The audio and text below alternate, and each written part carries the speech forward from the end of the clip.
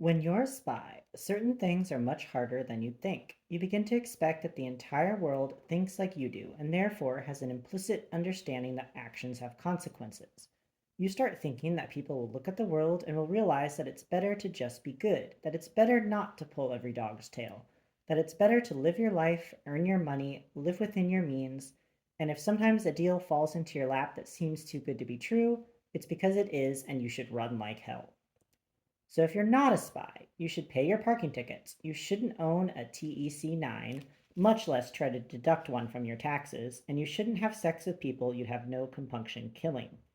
You shouldn't, finally, pretend to be someone you're not, because eventually you'll end up like Eddie Champagne, with a guy like Dixon Woods on your ass and the rest of the world coming to pieces around you, including a former Navy SEAL named Sam Axe using you to help him place small bombs inside a luxury hotel in Miami.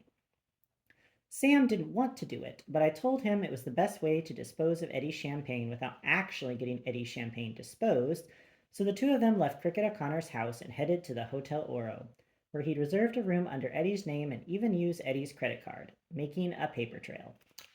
The way Sam had it figured, being placed in charge of Eddie Champagne wasn't the worst job in the world, especially since he sort of liked the elegance of triangulation.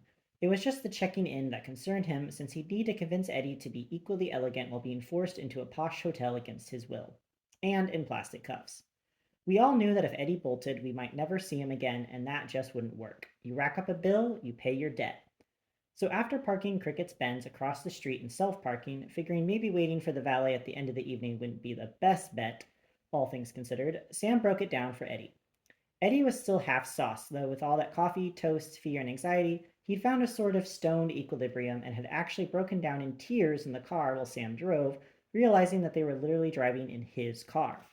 Sam couldn't figure out if the tears were real or another ploy, but they helped him with the plan. Here's the deal, Ed, Sam said. I'm getting real tired of how Hank is running our crew. Co-opting Eddie's language was sort of fun for Sam, though he thought that Eddie had probably picked up his vernacular from someone else too. You and me, we sort of see eye to eye on a lot of things. Eddie wiped his nose on his shoulder. Yeah? Yeah, Sam said. Way I figure it, you and me, we could work together down the line. Who knows? Sam saw the rotors working in Eddie's head already. Absolutely, Eddie said. Absolutely, Sam thought. The thing about most criminals is that they aren't wicked, they're stupid. They're opportunists. I'm going to try to get this Dixon problem away from you in a way that doesn't, end up in your death. Thanks, buddy, Eddie said. He sounded like he really meant it, which he probably did. But you're gonna have to man up some, Sam said. Man up. Who talked like that? Take a broken arm, maybe another broken jaw, or maybe just a bullet somewhere fatty. Sam gave him a poke in the shoulder, which Sam was disturbed to find was about as fatty as his own shoulder. He really needed to start cutting out starches. I've had worse, Eddie said. He was actually getting jubilant. Okay, Sam said, but you need to cooperate with me. No scene in the hotel at check-in, no shitting yourself or anything nasty. Done, Eddie said. We get to the room, you cooperate, and you have my word you will see tomorrow. Maybe you'll take me to see cricket? I mean, of course, if everything ends up kosher? Sam saw that Eddie had tears in his eyes again. Incredible. The guy was either in line for an Oscar or he was really starting to feel the weight of his deceptions. Sam put his money on the Oscar. Sure, Eddie, sure. Eddie pursed his lips and thought again. You think maybe I could get some room service too? Maybe a steak? Oh, yeah, Sam thought, the Oscar is his. But that was okay. If it was enough to get him into the hotel and maybe get him to trust Sam a bit, he was willing to get the man a steak for his troubles. We'll get two, Sam said, and then he pulled Eddie out of the car, put a coat over Eddie's cuffed wrists, grabbed a duffel bag out of the trunk, a duffel bag filled with solar Malibu lights and some light soldering equipment, and made his way into the hotel. True to his word, and much to Sam's surprise, Eddie was the perfect prisoner at check-in, so much so that Sam went ahead and placed his room service order right there at the front desk. Even threw on an extra 50% tip ahead of time. It was Eddie's bill after all. And after they finished their steaks, Sam had the T-bone, Eddie opted for the filet, both had the hot butter. Sam had to admit that Nate had been right. The guy could talk. He didn't mention to Sam wrestling a polar bear, but he did have a story about a bison. They got to having such a great time, Eddie didn't even mind when Sam asked him to hold on to the devices he was building, his greasy fingerprints leaving smudges of himself on everything. The inside parts, the outside parts, the triggers, the soldered pieces, everything. Sam couldn't figure out if Eddie knew what he was doing or not. Maybe he had just decided prison would be better than Dixon Woods in a locked room. The sap. Either way, it didn't matter to Sam. He'd be long gone by the time Eddie Champagne figured out that decision definitively. Sam stepped out onto the secluded balcony overlooking the Hotel Oral's pool and set up his homework project. When he was through, he made two calls, one to the IRS and one to the FBI.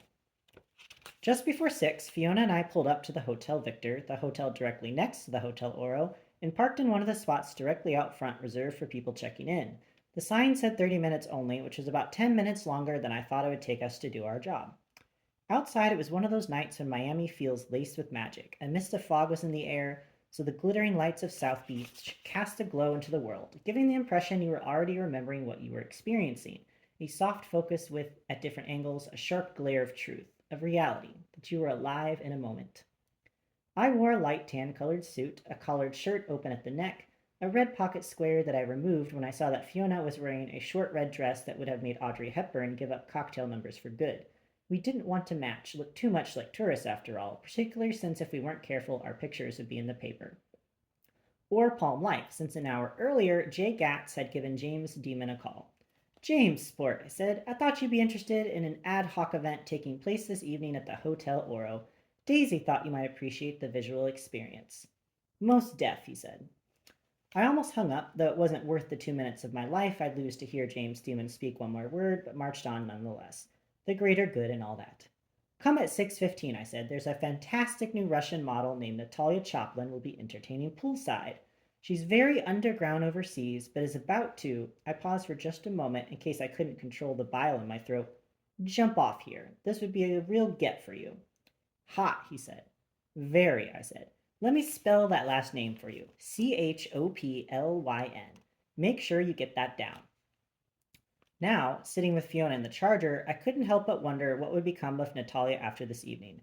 I had a sense that she'd find herself intimately acquainted with the laws governing economic espionage, particularly economic espionage committed by a foreign national on American soil. 15 years would be a good starting point if Natalia wasn't ex KGB, but since she was, there was a good chance the government, ours or hers, might just disappear her after they, the IRS, the FBI, Putin himself, became aware of the transfer of millions of dollars into her account, particularly millions of dollars derived from bogus mortgages. And if I could time it just right, she'd be sitting with Dixon Woods when it happened. You ready? I said to Fiona. Remind me again why I don't get to shoot Natalia? Public place, bigger fish to fillet, I said. We can get in and out and not even wrinkle our clothes. We stepped out of the car and made our way across the street, sidestepping spillover lines of people from clubs on either side of the street. The people outside had their own unique blush this evening, but then everything felt different to me the moment before action. Everything slows, colors become brighter. It's as if I can see all the moves before they even happen. A few steps before the Oro's front door, I stopped Fiona, who was walking with a rather purposeful gait. You ready? Let me check my purse, she said. She was holding a red Kate Spade bag under one arm. 5 vials of tear gas, a cig, a blackberry, some lipstick. I'm set for the evening. No condoms, though, so let me know if we need to stop off. I looked up at the length of the Hotel Oro. Sam was in room 511, overlooking the pool. He and Eddie Champagne were just another couple having a good time for all the staff of the hotel knew. At 6, just to let us know he was in his room, he would flash the room lights 5 times, followed by another 11 times, so I'd know for certain the game was afoot. At this point, at this hotel, with whoever was watching, things had to be as low-tech as possible. In a confined space like a hotel, picking up cell signals, if you're looking for a specific one, is freshman year at Quantico sort of stuff. A moment later, the flashing started. Sam was in. We were about to be. We had 30 minutes to make it happen. We strode past the valet station, and I gave a cursory glance for my favorite bookie/valet, but didn't see him, though it was hard to be sure who I was seeing since they were all wearing that same black suit. Black Armani is out, Fiona said. You get that? Once into the lobby, it was Miami base and Miami style. The bronze bodies happy to lace in the cabanas on my previous visit were now thumping across the two bars, filling the dance floor, the cabanas moving right along with them. Lining the walls, looking appropriate surly, were long street men sweating through their black t-shirts and suits, their entire paramilitary careers boiled into watching other people have a good time. From backing up strike forces to backing that ass up. We all make choices. As we walked, the crowd moved imperceptibly away from us. Neither Fee or I projected much of a good time vibe, and that was good. If they got too close to Fee, she was liable to crack tear gas on the floor just to see the expression on their faces. We passed the Serpentine reservation desk, and I looked for Star but didn't find her either. Forever must have come to a close. Or maybe she got that job modeling at Abercrombie. Or maybe Natalia had her killed for knowing my name. All were possibilities, none that I could ruminate on now, the music pounding in my ears, adrenaline pushing me out the door to the pool area where the people nearly having sex at the bar looked positively Amish by comparison. The infinity pool worked alive with movement, men and women wreathing to the same nameless beat from inside, huge amps spreading the dusty bass into the air. Servers whose only bit of indulgence was a strip of fabric over their nipples moved through the crowded tables, stopping every few steps to drop off drinks, pick up glasses, and bend over suggestively in front of men and women wearing even less clothing. It smells like sex out here, Fiona said. We should stay. Get a room. I don't think that's a good idea. Maybe we'll come back for lunch one day. Your mother never did get to eat that day, Michael. I spotted Natalia the moment we entered the pool area. She sat at a round table just adjacent to the rear bar, a nice crowded locale, but with a fine exit as well, since the bar backed up against the low shrubbery separating the hotel from the ocean. It wasn't beyond reason to assume there was a boat out there, waiting. But it was impossible to see, since the beach was covered with people, some just gawking at the crowd inside the Oro, others simply sitting in the cooling sand watching the water. Natalia was alone at the table, but I counted 3 Longstreet men on a first floor balcony, smart, and 3 men who looked like, well, communists, with their pale skin and inability to find a beat, trying to look natural at the far end of the bar. They were wearing shorts and white t-shirts, their sunburns practically glowing through the fabric. In and out, I said to Fiona. We were only steps away. My pleasure, she said. I looked up into the sky. I didn't see any large spy satellites, so that was nice. But I did see Sam right where I knew he would be, or rather, I saw the light inside Sam's room. Natalia stood up when she saw us. Michael, she said, professional charm oozing from her. It's such a pleasure. She leaned toward me and gave me an air kiss on either cheek, putting on a show. Hello, Miss Copeland, I said, figuring, you want a show? We'll give you a show. She turned to Fiona and tried to give her the same air kisses. Touch me, Fiona said, and you'll be eating out of a feeding tube, respectfully. Fiona wasn't much for shows. By all means, have a seat then, Natalia said. Yes, I have opium to buy and sell to little kids, I said as we sat down. Wish I had more time to chat, but I'm sure you understand. Natalia frowned, visibly frowned. I thought once we were done here, the 3 of us could be sociable. All in the game, isn't it? It's not me you're mad at, Michael. In the same situation, you would have done the same thing. There wouldn't be a same situation, I said. I would have killed you. Money means nothing to me. Natalia picked up a glass of water from the table and took a sip. There were 2 other glasses and a pitcher, but I'd already told Fiona that Natalia liked her poisons. Apparently, Natalia said. And this isn't a game, I said. You threatened my life, Fiona's, my family's. So excuse the lack of my desire on our part to let bygones be bygones. Save old Lang Syne for New Year's and all that. Plus, I count 6 guys ready to shoot me. Perceptive, Natalia said. Realistic, I said. Fiona reached into her purse to pull out her BlackBerry, and all 6 men moved forward, which caused Fiona to stop mid-reach. Care to tell your pit bulls to sit and stay? Fiona said. Natalia gave both groups of men a nod, and they shrank back to more relaxed positions. It took her a few moments, but Fiona eventually accessed Hank Fitch's Dominican account. Where to? She asked. If you don't mind, Natalia said, indicating the BlackBerry. I just want to make sure what you say is happening is happening. Be my guest, Fiona said, and handed her the BlackBerry. Natalia looked over the information, which was mostly just several zeros and a 3. It was all legitimately in the account. Of course, Hank Fitch didn't really exist, his account consisting of falsified documents on every turn, and the money certainly existed. It had been transferred from the accounts of White Rose Partners in a legal, traceable transfer, the one that was certainly being monitored now by all sorts of agencies, into Hank Fitch's account, and it would now be transferred, legally, into an account held by Natalia. Of course, she'd be smart enough to have a shell set up somewhere, but that wouldn't matter. You've done nice work, Michael, Fiona said. I get good rates in the Dominican, I said. You should consider keeping your money there. I've always preferred Nicaragua, she said, and handed Fiona a slip of paper with her account information. Wait, I said to Fiona. Tell me one thing, Natalia, out of courtesy for the game. Who is your source? Natalia leaned back in her chair and exhaled. You know I can't tell you that, Michael. He'd stop being my source. $3 million doesn't buy you what it used to, I said. The American dollar is weak, she said, but there was something eating at her. I can tell you this, you're doing yourself no favors in this drug business. Get yourself a job. Get away from whatever answers you need to be searching out. Because my source has been in your government for a long time, Michael, longer than both of us. And he says you're as culpable in that weak American dollar as anyone. I haven't done what my dossier says, I said. So you tell Yuri that the Cold War is over. Tell him to cash his checks and come back to the motherland.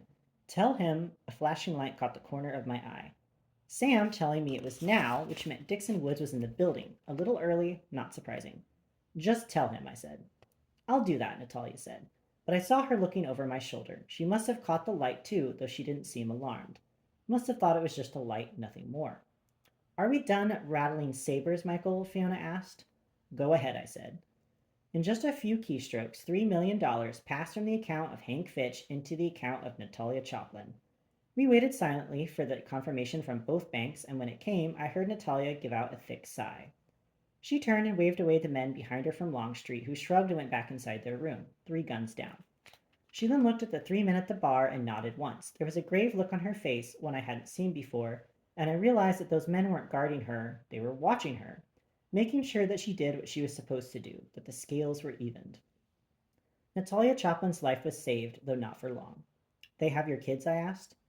No, Natalia said. No, of course not. It's not like that anymore, Michael. It isn't, I said. Natalia didn't answer.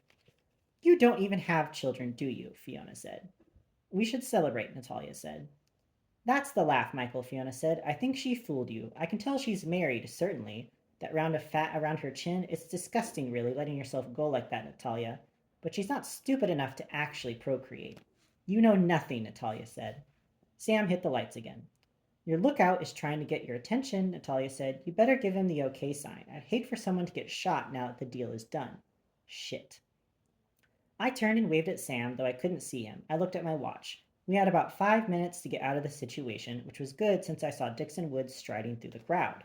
He was a big man, over 6'3", and he looked the part he was born to play. He fairly screamed Special Forces with his square head and closely cropped hair, a jawline that was dashed with hints of stubble, arms that grew larger on the outside of his short-sleeved shirt.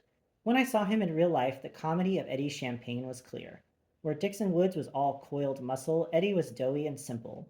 The sharpness of his cons certainly didn't translate to his body, but then a woman like Cricket would probably never know the difference. And men like Stanley Rosencrantz and his partners only cared about the stories he could tell and the myth that exists in secrecy. Even from our table, I could tell Dixon Woods was the real deal. You're right, I said to Natalia. We should celebrate. It's just a game, isn't it? And here we are, 3 survivors. Let me get the first round. I got up before Natalia could say a word and walked directly toward Dixon, my eyes steady on his. There was a look of recognition on his face. Woods, I said when I was near him. I'd make this quick.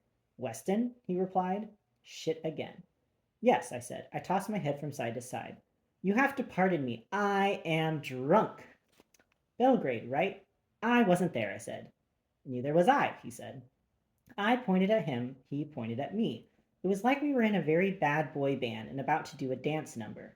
I grabbed him by the shoulders and gave him a big man hug. He had a gun on his back, probably a 9. I nudged his leg with mine and felt something solid on his ankle, probably a knife. What are you doing here? I said far too loudly, all joy and conviviality. Business. He looked around, not nervously, just checking the scene. Let me ask you, you ever hear of a guy named Hank Fitch? I'm supposed to meet him here. That kind of business, I said. I shook my head. I try to keep my nose straight. Know what I'm saying? I hear you, he said. Bills, man. You know how that goes. I'm working private now. Where have you been? Fighting jihads, making money, he said. Just 2 old friends we were.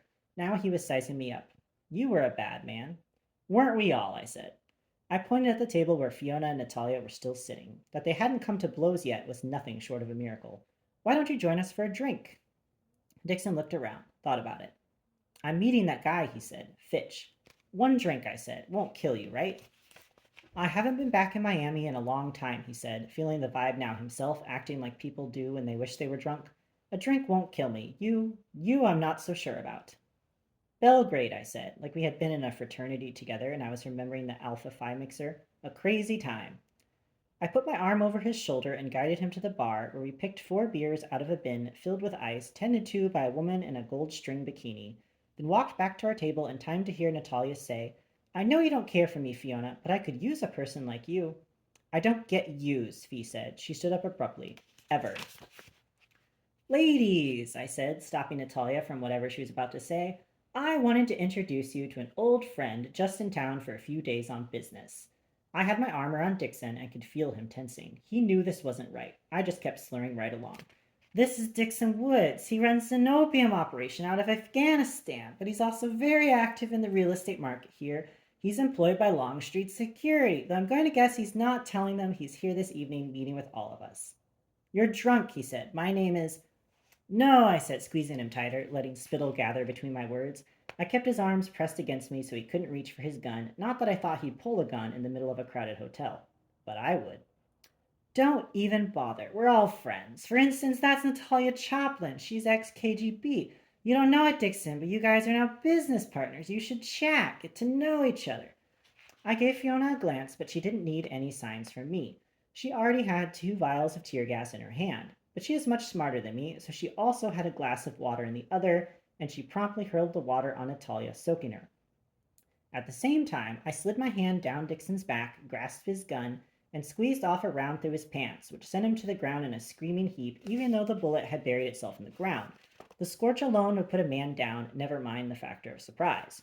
Not to be outdone, and probably because she'd been wanting to do it for years, Fiona grabbed Natalia by the throat and cracked a vial of tear gas right across her face and then flung another toward the bar, where the other Russians were now crouching from the gunfire. Here's how tear gas works. It attacks wet spots on your body, tear and saliva ducts, mucous membranes, your tongue, your eyes, sweat glands, and creates an unbearable amount of pain and suffering, particularly if you get hit with it directly. If you happen to have your entire face covered with water and you happen to be sweating, perhaps because you've just been involved in a multi-million-dollar deal with a spy who in the process has convicted you of economic espionage, it's likely to hurt quite a bit more. Sam was supposed to set off his small explosions by now, but for some reason, as Fiona and I sprinted out toward the ocean, away from the toxic fumes of tear gas, nothing had happened yet.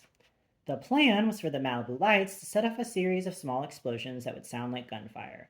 He told me he was going to wire the solar fuses to a nichrome wire coated in solder, run them wire to wire, dip them in a dusting of gunpowder, and surround them with match heads so that when the lights heated up, a reaction caused by their dip into darkness, he'd have a series of explosive squibs. Or just a really loud electrical match. He'd toss a blanket over them, and then a few seconds later, things would go boom. Sam promised me nothing would actually explode. Sam promised me that it would just sound like gunfire. Sam promised me that it would be enough to get Eddie Champagne, who he said he was going to lock in the bathroom, arrested without getting him killed. I was thus more than a little surprised a few moments later when Fiona and I were already lost in the crowd on the beach when there was an enormous explosion that propelled most of the balcony of room 511 into the pool of the Hotel Oro. Deck chairs, chase lounges, a lovely side table, all airborne in fiery glory. Most of the crowd had already scattered, which was good since little flaming bits of Malibu lights were raining down all around. That's not good, I said, but the truth was it was better than I could have hoped, since it happened just as police and men wearing IRS windbreakers came storming into the pool area, followed in due course by James Demon snapping photos that were doubtlessly present in the moment, and scads of Longstreet men who found themselves armed to the teeth with no one to shoot or guard, since both Dixon Woods and Natalia Chaplin were right where we'd left them on the ground clawing at their own eyes from the tear gas, Fiona's BlackBerry still sitting on the table, loaded with all the documents anyone with a badge would need to piece together the workings of Natalia Chaplin and Dixon Woods, particularly the intimate details of how she was defrauding our mortgage system for the Russians. I put my hand in Fiona's. Nice work, I said. You surprised me with that gunshot, she said. I surprised myself, I said. You know, you can blind someone by hitting them directly in the face with tear gas. Not permanently. No, I said, not permanently. We moved through the thickening group of gawkers rushing to the hotel, our pace leisurely, just a nice couple out on the promenade, unconcerned with the sounds of sirens. We'd been seen, of course, but the people who really mattered, Natalia, Dixon, and Eddie, didn't have any way to roll this toward us, so being relaxed wasn't just a pose. My phone rang. How'd you like that bang? Sam asked. It was supposed to be a little something less, I said. I must have gotten carried away with gunpowder, Sam said. Where's Eddie? I'd say about 5 seconds from being cuffed for good. If you don't mind, while things are underway over here, I'm going to go get my car. Of course, I said. Tell Fee I expect some recourse, he said. Of course, I said again, though I'd let them fight that one out. I closed my phone and squeezed Fiona's hand. Dinner? I said to Fiona. Dessert? No, I said, not tonight. But Fiona's hand was warm, the air was brilliant, and we'd won, so anything was possible. Epilogue.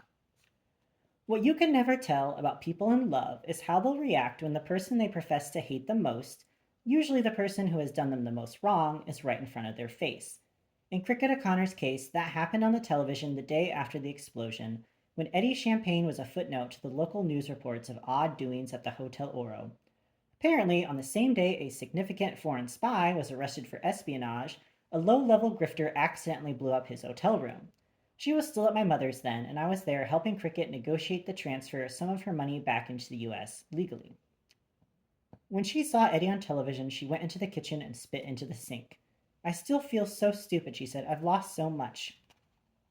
It will continue to eat at you, I said. There's no cure for shame. Having some security again will help, she said. She meant her money. What are you going to do with it all? I have to pay my mortgage, she said, and it looked painful for her to say. Then after I do that, I'll sell the house, get what I can, get out of Miami, help who I can help from my son's unit along the way, see if it can't erase some of this. There will be others too, I said. I know, she said. No, I said, others who will come for your money. I know that too, she said. On television, Eddie was shown being arraigned in court. What will happen to Dixon? Eddie, I said. Right, Eddie. I think he's going to prison, but he'll have company. I'd see Cricket O'Connor a few times over the next couple of days, and though she offered me money for the work we did to help her, I declined it. It didn't stop Nate from offering to help her move when the time came. But over the next few weeks, I did watch with interest as White Rose Partners fell under federal indictment, as Eddie Champagne and a stunned and always saddened-looking Dixon Woods were tossed to the wolves, as Natalia Choplin was hailed as one of the biggest counterintelligence arrests of the last 10 years. And then, like everything else, it all disappeared from the papers, and eventually even I stopped thinking about it. Then two things happened on the same day. First, Fiona finally received a very exciting email from Hank Fitch. From hfitch911@gmail.com to rubyredkitty@yahoo.com. Subject: Up late in Miami? I saw your profile tonight for the first time, and I wanted you to know that you don't have to be alone with your sorrow. There are many of us still struggling with our grief, but I've found that being together makes it easier. A little bit about me. I'm ex-Special Forces, which you've probably been told by every person online, but I play it as it lays, Ruby. Would you be interested in meeting for a drink sometime? I'm presently incarcerated, which isn't much of a selling point, but I should be out soon, and I'd love to meet up when I'm out. I've attached a photo of myself on my yacht so you can see I'm not some kind of serial killer. Smiley face. Nice, I said. We were in my kitchen. I was eating yogurt after working out. Fee was gloating after rushing over to show me her good news. You and your uncommon breasts should go visit him. Maybe I will, she said. Second, my cell phone rang. It was a blocked number, but I took it anyway. I'd already spoken to my mother once that day anyway, and was due in 40 minutes to drive her to her 1000th doctor appointment of the year. You should look up more often, Mr. Weston, the voice said. It was mechanical, run through voice-changing software. It might just be voice recognition software, no human at all on the other end, just a program. Maybe I should, I said. There is a plan, the voice said.